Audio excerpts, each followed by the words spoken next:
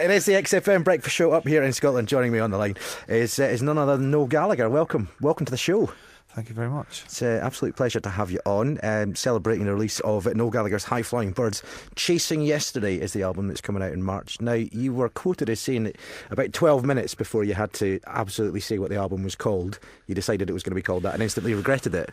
Yeah, I've come up with about 18 better titles since that fateful day. What was the worst one that you had? The worst title? Yeah, the worst one that you had. Chasing Yesterday. So what could it have been called? What were the potentials? I'm not going to go into it because I'll only end up doing my own editing. I don't know why I called it Chasing Yesterday. I really was just... I blame the girl who works in my office called Claire. I blame her if I blame anyone. She kept mithering me, said, you have to come up with it now. And I scanned through some of the lyrics of some of the songs, and that just jumped out. And then the minute she said, well, it's gone now, you can't change it, I was like... Oh, well, at least you've got plenty of titles for the next album. Yeah, well, I'll probably throw them all out the window again. But if I had my time again, I would probably have named it after one of the songs that's on the album. But there you go. We're going to start at the end of the album and work our way back, because on the last track on the album you collaborate with Johnny Marr. You've also played live with him. You were on stage just about a week ago doing How Soon Is Now.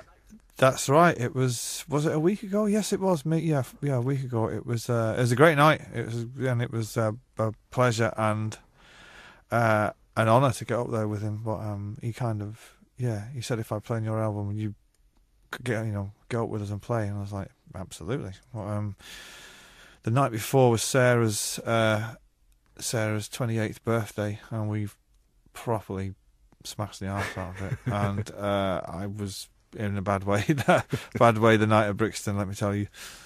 And it's a nightmare as well, because presumably Johnny's signed a pact with the devil to look as good as he does. It really is annoying to think that he's still only 2 years older than me. It really winds me up. I don't know what I don't know what he isn't doing or what he is doing, but it's unbelievable. I should speak to him about that. He drinks this weird tea. Right. He drinks this weird, I don't know, I probably gets it from the Himalayas or something, but it's working, whatever it is anyway.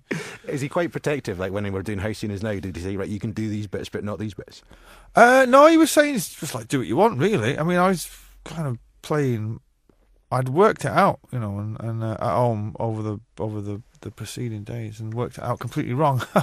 And he told me during halfway through the sound check, so to kind of rework it out. But he was kind of saying, just do whatever you want, and I did my best. I could probably have done a lot better though had I not been out. Well, in hangover hell. In the Heat of the Moment is the first single to come from the album. Comes out 19th of November. What came first? Was it the music lyrics, or was it the really catchy na na na na na bit? The really annoying. Catchy, no, it's catchy. No, it isn't. No, trust me, it is annoying. I'll get to that in a minute. But the music and the melody always comes first, right? And then the lyrics kind of belatedly drag themselves into focus a long time later. But the na na na bits, well, let me tell you about that. They started off.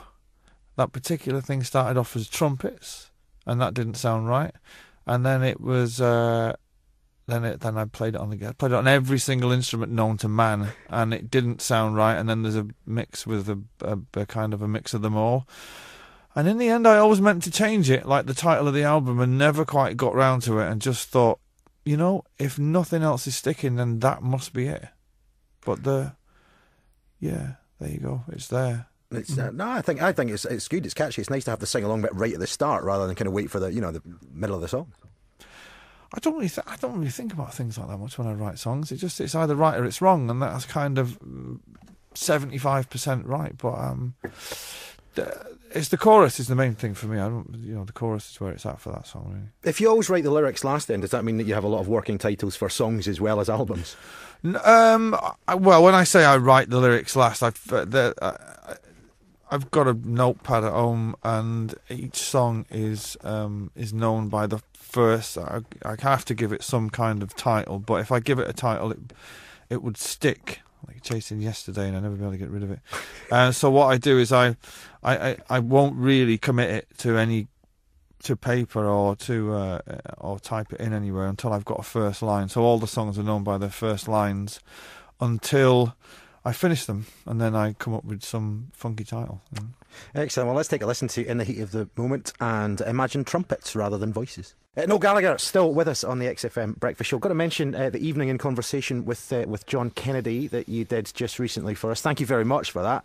Very much appreciate it. I can't believe John Kennedy dropped the Monster Munch question, because I was going to go to that today, talk to you about Monster Munch, but what about him? He's done it. He just said we've got some Monster Munch for you, and you praised Monster Munch. Yeah. Oh God. I mean, them and your Walker's salt and vinegar square crisps. That's it for me, mate. Noel Fielding was on the show a couple of weeks ago, and he is exactly the same. He's pickled onion Monster Munch all the way. It must be a Noel thing. Maybe it is. Maybe it is. The second Noel, he likes them as well, does he? Yeah. Boy. Big fan. Big fan. We're going to see you live in Scotland 7th of March next year. The one question that everyone wants me to ask you is there going to be an additional date, because it's sold out in about 8 minutes? Oh, don't speak to me about that. I don't know.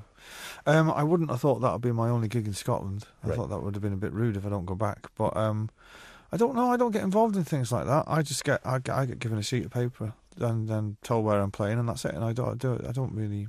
I'm not an expert at that. I'm an expert at album titles and no. That's my game. Glastonbury, you're currently 10-1. Is it worth a little flutter? On me headlining it? I'd have to be asked first. I am available though, not for the Sunday. Right. No. Okay. So we can. The Fleetwood Mac can have the Sunday, right? Do whatever they want with the Sunday. I'm not staying sober for 3 days to do one gig. No chance. I'm up for the Friday or the Saturday. I'll do the Sunday at a push, but I've not been asked, so there's no point. There's no point in going there. It's speculating. What about Tina Park moving to a new home next year? Yeah, you fancy? Is it really? Yeah. Where's it been now? Norway? It's it's still in Perthshire. It's about, I think, 10 miles north of the old site. Oh, right. So it's further away. Yeah. Yes. Does that put you off, that extra 10 miles? I don't know. Yeah, it might be a deal, but I might have to ask for an extra 200 grand if I'm doing it.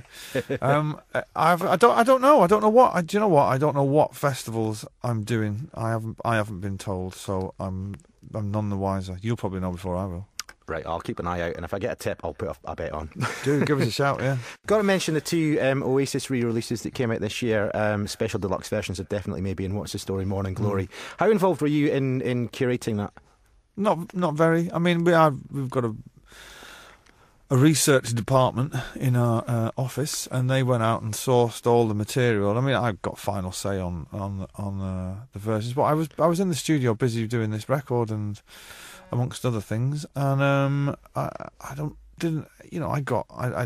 listen. I get to give it the once over, but the girls in the office at the record label have done a sterling job, and the chap that researched it all, and I listened to it, and it's like, what can I say? I mean, I'm not as big a fan as other people are of that album, or I was kind of in it. Yeah, I was in the band, so I don't see it from their perspective. But there's some good stuff on there, man, and it brought back some fond memories. Yeah, I was going to say, was there a track that jumped out when you heard it and you went, "Oh my God, yeah, I remember that totally"?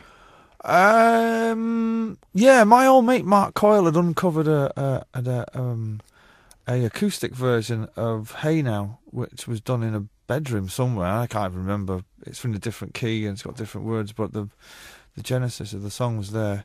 I'm glad somebody was documenting it all, because I don't keep anything. I haven't got any demos, or I don't have anything. I kind of put them out and then I move on to something else. So that's all right. At least you can just pick up a triple CD and go, right, I've got it all now. Yeah, well, do you know what? I've got to say, on the Morning Glory, on both those CDs, that's not even half the stuff that was up for being put on it. But I mean, you can't really, there's a 25th anniversary to come yet, so watch this space. Noel, it's been an absolute pleasure chatting to you. Best of luck with the album and the forthcoming tour, and hopefully we will see you, if not at Tina Park, but another big gig in Scotland next year. Thank you very much.